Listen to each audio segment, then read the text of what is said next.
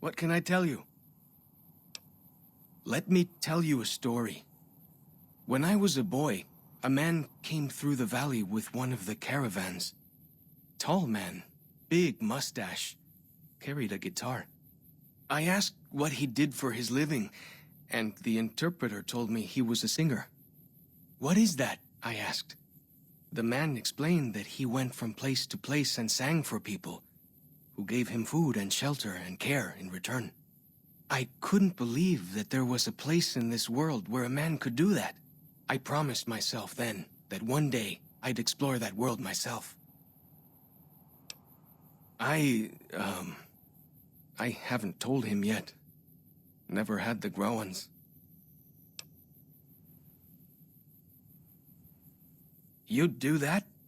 Sure. Sounds smart to me. He might not get so mad at you. Mostly it's the mountain bighorners. Whole herd of them up on the cliffs there. Usually they're not too aggressive, but lately, whew. My guess is one of the calves got lost somewhere along the way. Bighorners are communal. One missing calf, and the whole herd gets ornery. If that calf doesn't turn up soon, they might very well come down into the valley and attack the camp. Yeah? Hey, thanks. Most of the hunters don't listen when I tell them the problem. Just one thing. Try not to kill any bighorners if you can, yeah? You'll drive the herd off and we'll have to range farther on our hunts.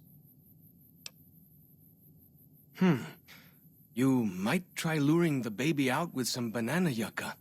These bighorners go crazy for the stuff. That's great. I'll help any way I can.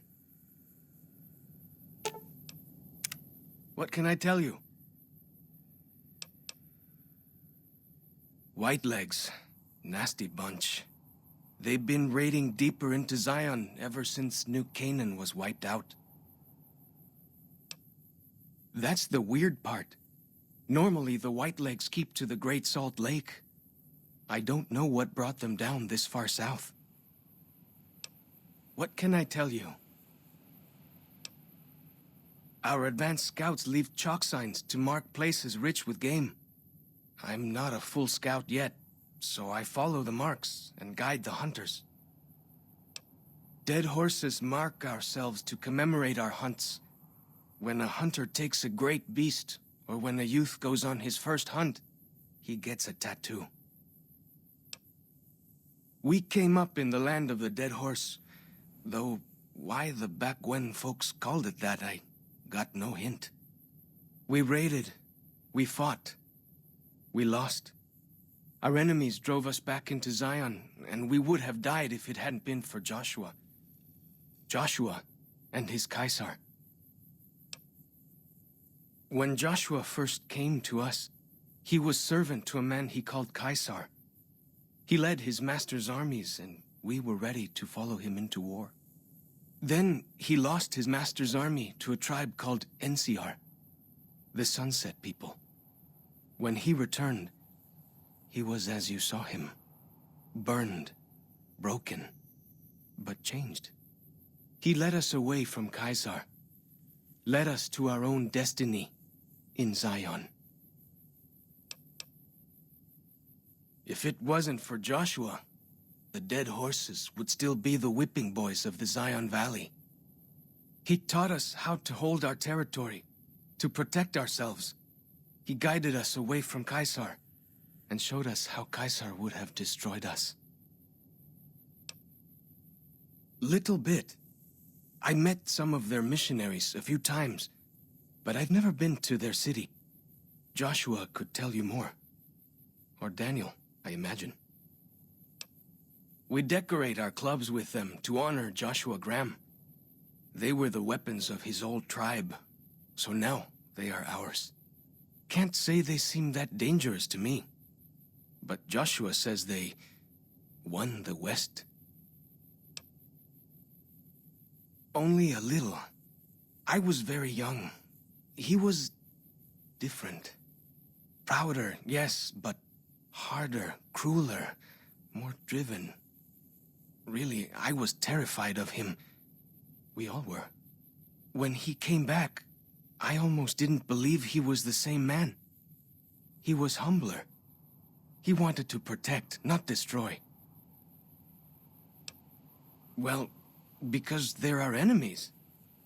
What else would we do? They take our land, they kill our scouts. They poach our hunting grounds. Ask away. Mostly it's the mountain bighorners. Whole herd of them up on the cliffs there. Usually they're not too aggressive, but lately, whew. My guess is one of the calves got lost somewhere along the way. Bighorners are communal. One missing calf and the whole herd gets ornery. If that calf doesn't turn up soon, they might very well come down into the valley and attack the camp. You might try luring the baby out with some banana yucca. These bighorners go crazy for the stuff. He's been the chief of our tribe since he came back to the valley. He went off to the civilized world years ago to fight a war. That didn't go well.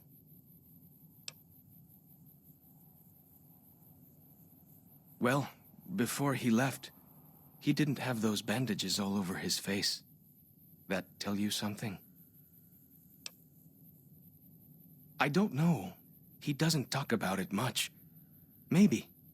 But how can two civilized tribes fight over something as small as a dam?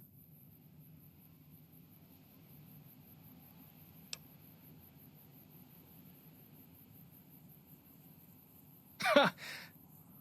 Really? That's... my gods. Must be some mighty civilized folks who built that.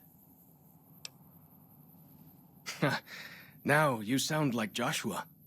He always tells me that tribal life is better, that I should stay here and forget the outside world. Ask away.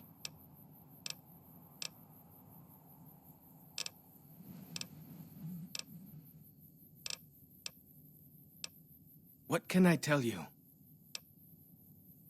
Well, because they're our enemies. What else would we do? They take our land, they kill our scouts. They poach our hunting grounds. Ask away.